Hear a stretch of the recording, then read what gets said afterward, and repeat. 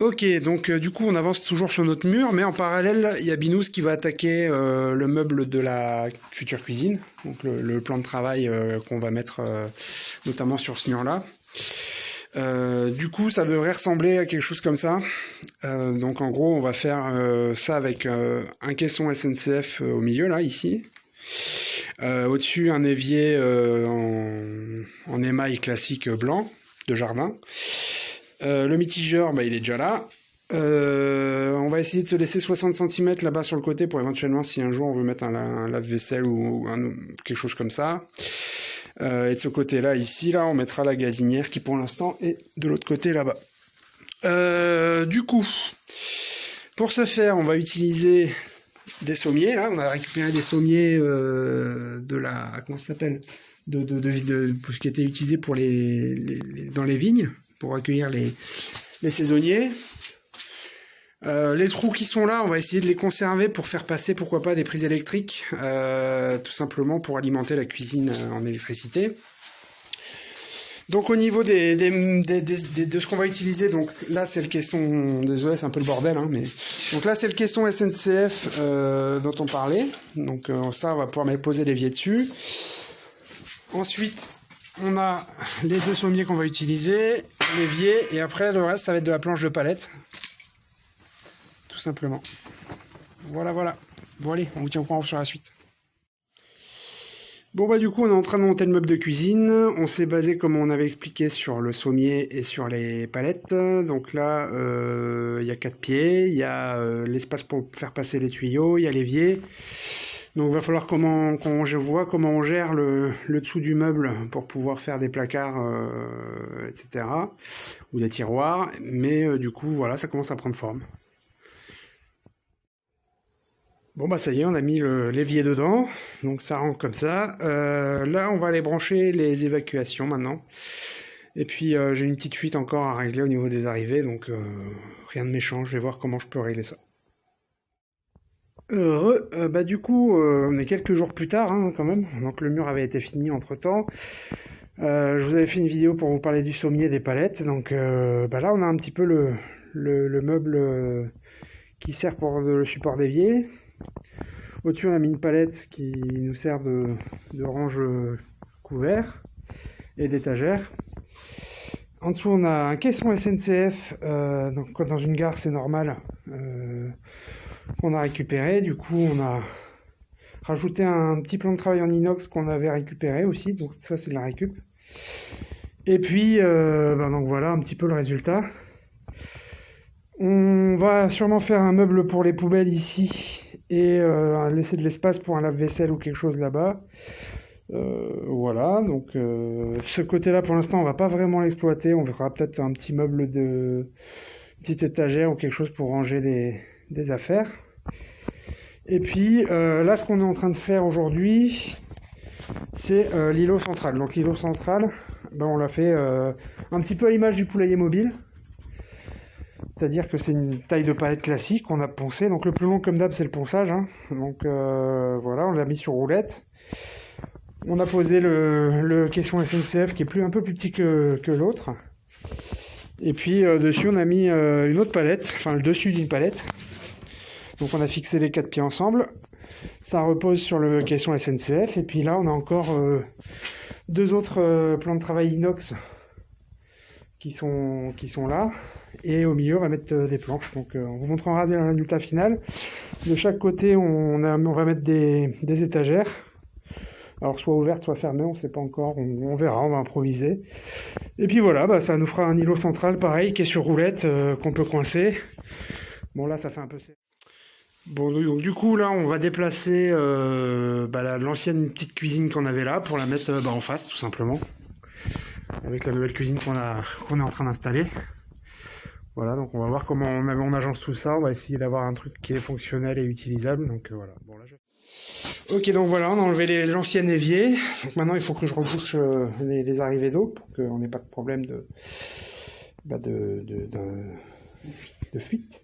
Donc on va enlever la bouteille de gaz là maintenant, et puis on va enlever le meuble, et après on verra l'étendue des dégâts sous le meuble, parce qu'à mon avis ça ne va pas être jojo. Voilà, donc on bougera la gazinière aussi. Bon, du coup, l'évier est parti, il y a la gazinière qui doit encore bouger de l'autre côté, et du coup, temporairement, cet espace-là nous sert de zone de ponçage. Voilà, ça permet de démonter les palettes, poncer les palettes, et puis bah, pour pouvoir... Donc là, il y a un petit stock de seaux de clous, pardon, qu'on a récupéré.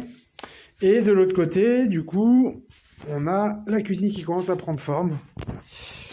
Donc par rapport à hier, on a rajouté la partie haute.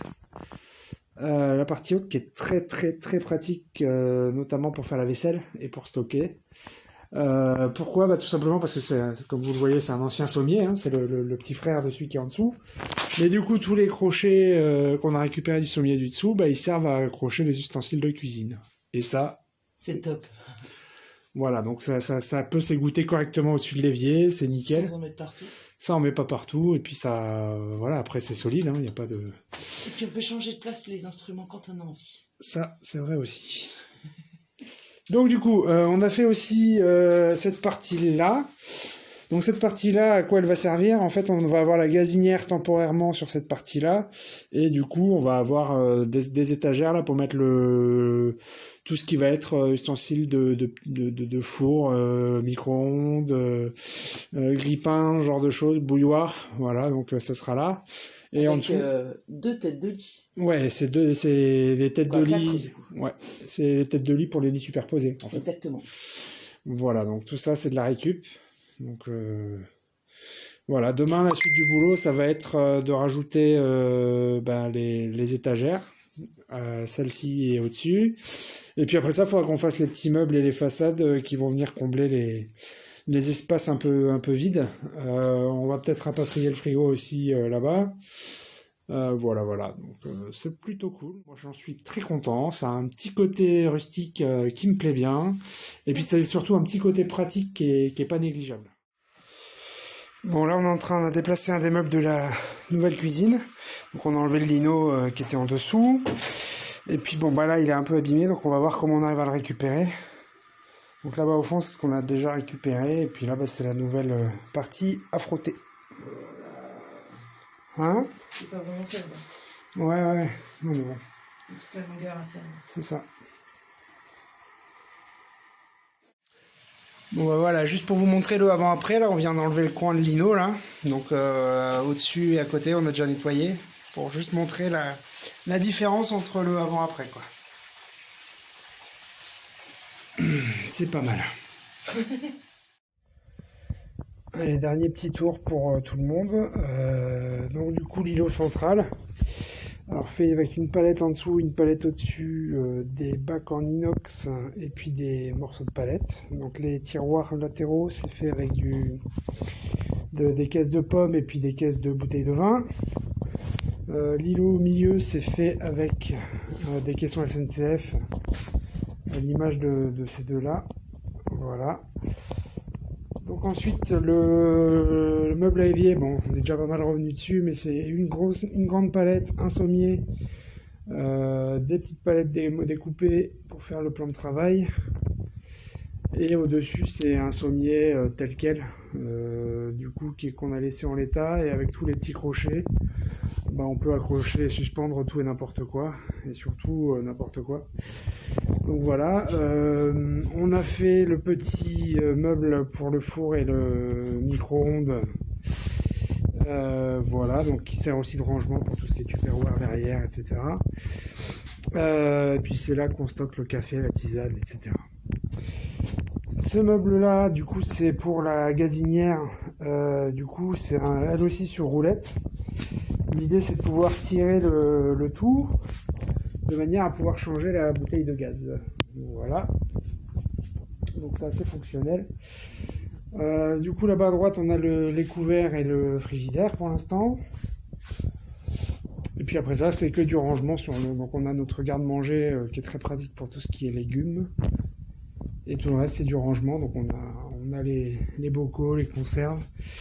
On a tout ce qui est salade, tout ce qui est couvert, assiettes, tasses, etc.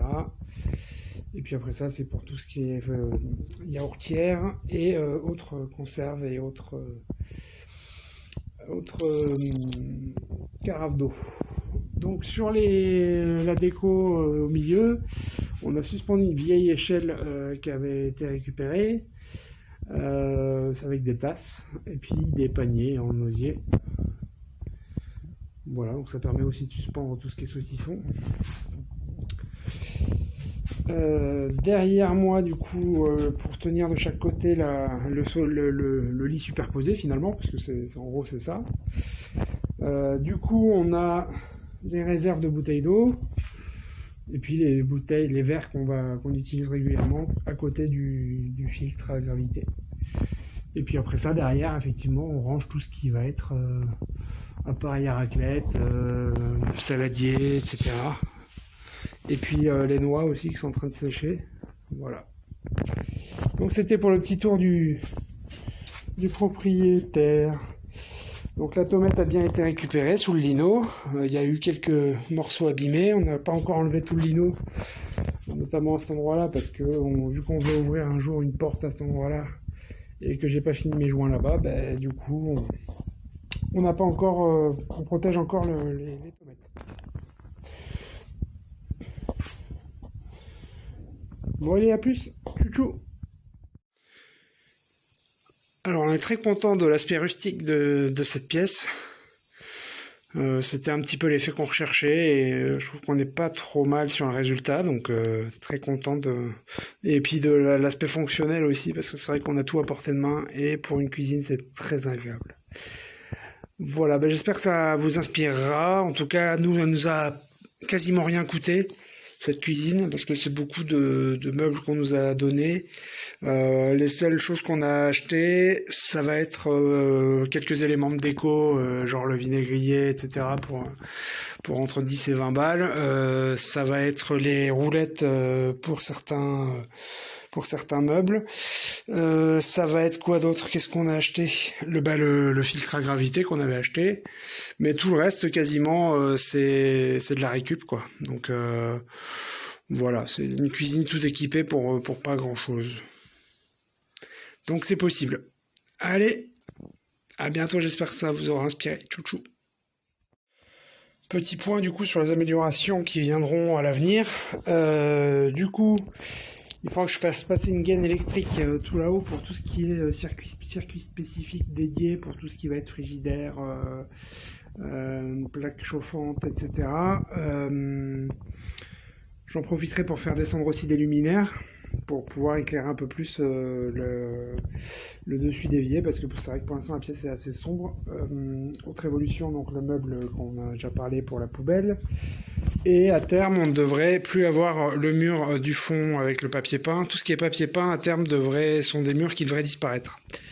Donc on devrait gagner pas mal d'espace et de luminosité parce que derrière le mur, au niveau plus ou moins de là où il y a le cadre du fond, il y a une fenêtre en fait qui est de l'autre côté, donc à terme on devrait pouvoir la récupérer, mais pour l'instant c'est pas le cas, donc on devrait avoir une grande pièce avec une fenêtre qui donne sur le sud, donc ça permettra d'avoir un peu plus de lumière dans cette pièce là.